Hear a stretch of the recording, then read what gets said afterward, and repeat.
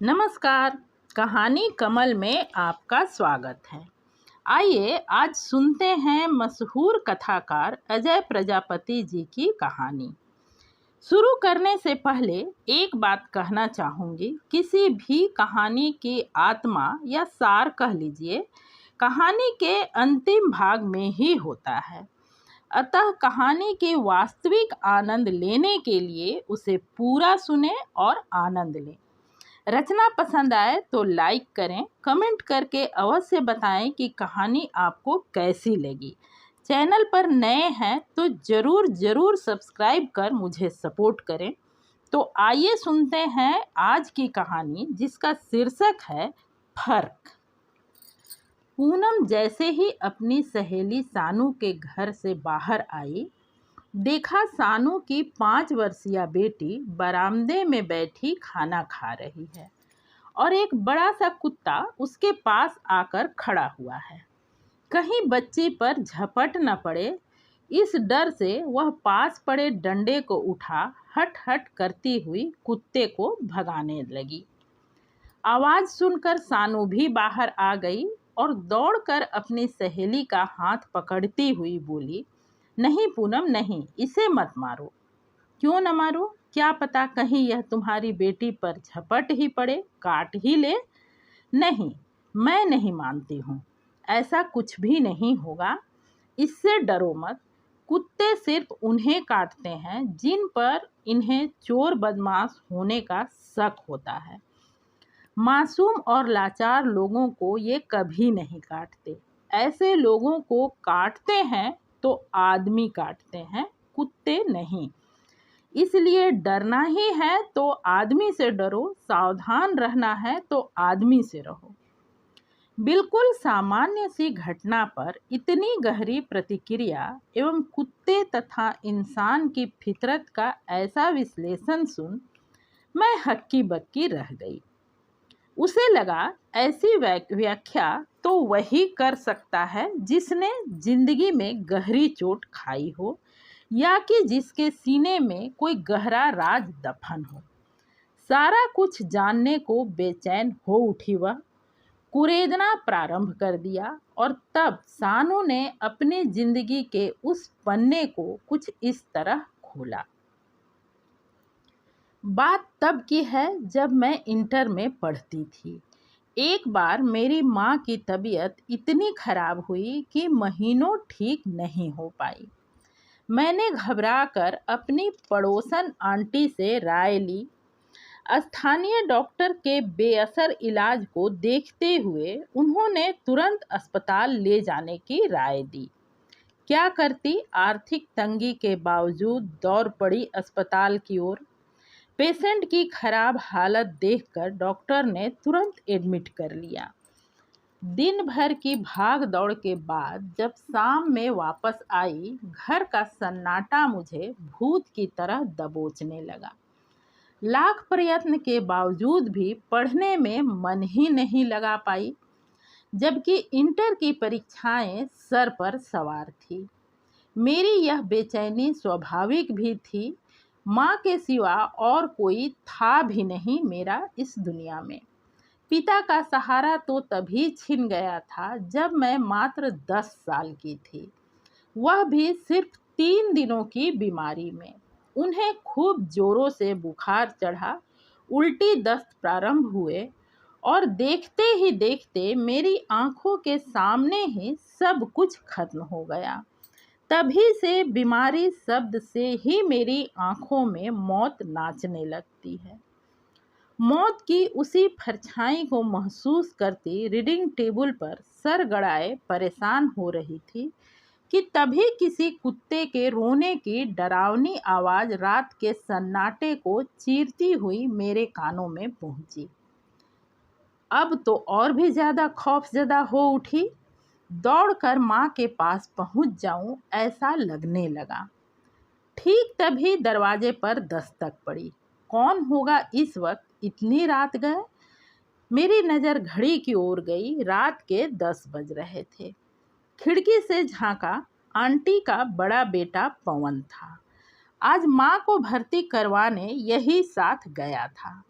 मैंने तुरंत दरवाज़ा खोला। खुलने के साथ ही उसने हड़बड़ा कर कहा, जल्दी चलो, तुम्हारी माँ की तबीयत कुछ ज़्यादा ही खराब है, बार बार तुम्हारा नाम ले रही है। अभी मैं अस्पताल से ही आ रहा हूँ। एक तो कुत्ते के रोने का अशुभ संकेत, ऊपर से यह समाचार, घबराहट की चरम सीमा पहुँच गई। आप बैठिए, मैं 5 मिनट में आती हूँ। कांपती आवाज़ में बोलती हुई मैं भीतर की ओर भागी। कुछ ही मिनट बीते होंगे। क्यों इतनी देर कर रही हो, कहता हुआ पवन भी भीतर के कमरे तक आ गया। मैं उस वक्त जल्दी जल्दी कपड़े बदल रही थी। ओट लेती हुई संकोच से बोली, भैया मैं तुरंत आती हूँ, आप जरा 5 मिनट वहीं बैठिए।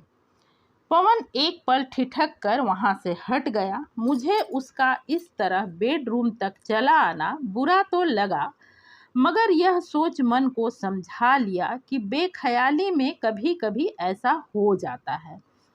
फिर जब माँ की संभावित आवश्यकताओं के अनुरूप सामान एवं कुछ रुपए लेकर बाहर वाले कमरे में आई, तब बेचैनी से चहलकदमी कर रहे पवन ने रुक कर भर नजर देखते हुए पूछा, कुछ और तो नहीं लेना? नहीं, मैं बोली। तो फिर जल्दी चलो, मैं मोटरसाइकिल लेता आया हूँ। आंटी के बेटे पवन की इतनी फिक्र देख मैं कृतज्ञता से भर उठी। मुझे अपनी माँ की सीख बिल्कुल सही लगी कि वक्त बेवक्त पड़ोसी ही काम आते हैं, इसलिए पड़ोसियों से हमेशा सही व्यवहार बनाकर रखना चाहिए। काश उस वक्त मैं समझ पाती कि कुत्ते के रोने का सही संकेत क्या है, या कि सोच पाती किसी लड़की को इतनी रात गए यूं निकलना ठीक नहीं होता। मगर इन सब बातों से अनजान मैं तो माँ की चिंता में डूबी जा बैठी मोटरसाइकिल के पीछे और चल पड़ी तेजी से अस्पताल की ओर। थोड़ी देर बाद जैसे ही आबादी से दूर उस लेक के पास पहुंची, जो जंगल नुमा होने के कारण दिन में तो पिकनिक मनाने वालों और घूमने फिरने वालों से आबाद रहता है, मगर रात होते ही पूरी तरह वीरान हो जाता है। पवन ने अपनी मोटरसाइकिल सड़क से नीचे उतार कर झाड़ियों के पीछे घुसा दी। माँ की फिक्र में खोई मैं चौंक उठी, अकबका कर पूछा, क्यों, क्या हुआ भैया? आपने गाड़ी इधर लाकर क्यों रोक दी? उसने अंधेरे में ही मुझ पर नजरें गड़ाते हुए कहा, मुझे तुमसे एक जरूरी बात करनी है। यह सुनकर मैं समझ गई कि गाड़ी बेख्याली में इधर नहीं आई, बल्कि सोच समझ कर लाई गई है। अंदर ही अंदर कांप गई मैं, फिर भी ऊपर से अपने आप को सामान्य प्रकट करती हुई बोली, यहाँ इस वक्त बियावान अंधेरे में, वह भी अचानक ही गाड़ी रोककर, क्या बात करनी है आपको? जबकि आप जानते हैं माँ की तबीयत बहुत खराब है और हमें जल्द से जल्द अस्पताल पहुँचना है। घबराओ मत, तुम्हारी माँ को कुछ नहीं हुआ। उनकी तबीयत पहले से काफ़ी संभली हुई है। मैंने तुमसे झूठ कहा था। झूठ शब्द सुनते ही मैं पूरी तरह से खतरे को भांप कठोर होती हुई बोली, तब जो बात करनी हो वो घर चलकर कीजिएगा, यहाँ नहीं। फिर चलने को उद्यत हुई। पवन ने मेरा हाथ पकड़कर खींचते हुए कहा, पहले तुम मेरी बात सुन लो। तुम जानती नहीं मैं तुमसे कितना प्रेम करता हूँ और वर्षों से तुम्हें पाने के लिए तड़प रहा हूँ। यह बात मैंने कई बार पहले भी कहनी चाहिए, मगर न कभी मौका मिला और न कभी हिम्मत हुई। इसलिए आज तुम्हें इस एकांत में ले आया हूँ। हाथ छुड़ाने का प्रयत्न करती हुई मैं आग बबूला हो उठी। नीच, मैं तुम्हें भैया कहती हूँ और तुम मुझ पर ऐसी गंदी नजरें रखते हो। पर वह तो वासना की गिरफ्त में था, कैसे समझ पाता नैतिकता की बातें। सो कुतर्क देता हुआ बोला, मैंने तो कभी तुम्हें बहन नहीं कहा, सिर्फ तुम्हारे भैया कहने मात्र से मैं तुम्हारा भाई थोड़े ही हो गया। तुमसे मेरा कौन सा खून का रिश्ता है? और उसने कसकर मुझे अपनी बाहों में जकड़ लिया। छोड़ो छोड़ो मुझे शैतान, जितनी गंदी तुम्हारी जुबान है उससे भी ज़्यादा गंदा तुम्हारा मन। छूटने का प्रयास करती हुई मैं बोली, खबरदार, अब तुम अपनी हद से जरा भी आगे बढ़े तो तुम्हारी माँ से शिकायत ही नहीं करूँगी बल्कि पुलिस में भी रिपोर्ट करूँगी। सीधी तरह से बात न बनती देख वह पाशविकता पर उतर आया और मेरे कुर्ते को एक झटके से फाड़ता हुआ बोला, मैं तुम्हें शिकायत करने लायक छोड़ूंगा तब न तुम शिकायत करोगी। उसके नाखून मेरी गर्दन में पूरी तरह से गड़ चुके थे। मुझे उसमें बलात्कारी ही नहीं कातिल की छाया भी नजर आने लगी। कोई चारा न देख अपने दांत पूरी ताकत से उसके हाथ में गड़ा दिए और पकड़ ढीली पड़ते ही धक्का देकर भागी। मगर भाग कर जाती कहाँ, मेरा सारा शरीर तो थर थर कांप रहा था। 4 कदम बाद ही झाड़ियों में उलझकर गिर पड़ी। पवन फिर से मेरे सिर पर आ धमका। जीवन एवं मृत्यु का प्रश्न था, अब तो भगवान ही बचा सकते थे। अतः अंतः प्रेरणा से पूरी ताकत लगा चीख उठी मैं। पवन ने तत्काल ही मेरा मुंह बंद कर दिया, मगर तब तक मेरी चीख ने उन कुत्तों का ध्यान अपनी ओर खींच लिया था जो थोड़ी ही दूर पर पिकनिक के बाद फेंकी गई बची खुची भोजन सामग्री को सूंघते फिर रहे थे। उन्हें लगा जरूर कुछ गड़बड़ है, करीब आ जोर जोर से भौंकने लगे। पवन ने उन्हें पत्थर मारकर भगाने का प्रयास किया तो वे और भी ज़्यादा जोर से भौंकने लगे। उनमें से 1-2 ने तो ऐसे तेवर दिखलाए मानो फाड़ ही डालेंगे। पवन की हिम्मत पस्त होने लगी। तभी उस पर कोढ़ में खाज की तरह टॉर्च की रोशनी भी पड़ी और तेजी से पास आते कदमों की आहट मिली। रोशनी और आहट दौड़कर पास आते उन चौकीदारों की थी जो लेक के मेन गेट पर अपनी चौकी में पहरा दे रहे थे और असमय में सारे कुत्तों को एक साथ भौंकते सुनकर चौंक उठे थे। चौकीदारों की आहट पा पवन भागने लगा, मगर तब तक उनका फेंका हुआ डंडा उसके माथे से जा टकराया। मोटरसाइकिल सहित ही उलट गया। वो दोबारा उठकर भागता उससे पहले ही उसकी गर्दन नप गई।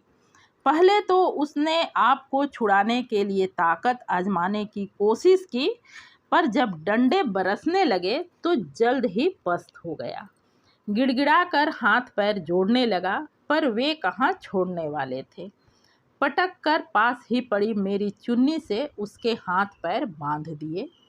इधर मैं सरगड़ा अपनी लज्जा को ढकने का असफल प्रयास करती हुई वहीं एक पेड़ के नीचे निर्जीव सी बैठ गई। एक चौकीदार ने मेरे कपड़ों की दुर्दशा देख अपना कोट मेरे तन पर रखते हुए ढांढस बंधाया। डरो मत, अब तुम्हें कोई खतरा नहीं। मुझे बताओ मामला क्या है और कौन है यह बदमाश। सांत्वना के चंद शब्द मिलते ही जड़ बनी मैं फफक पड़ी।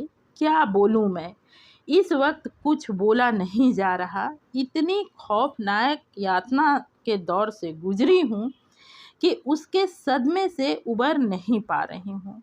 फिर हाथ जोड़ बड़ी करुणा से बोली, प्लीज़ आप लोग मुझे किसी तरह मेरे घर पहुँचा दीजिए। मुझ में इतनी ताकत नहीं कि अकेले घर जा सकूं।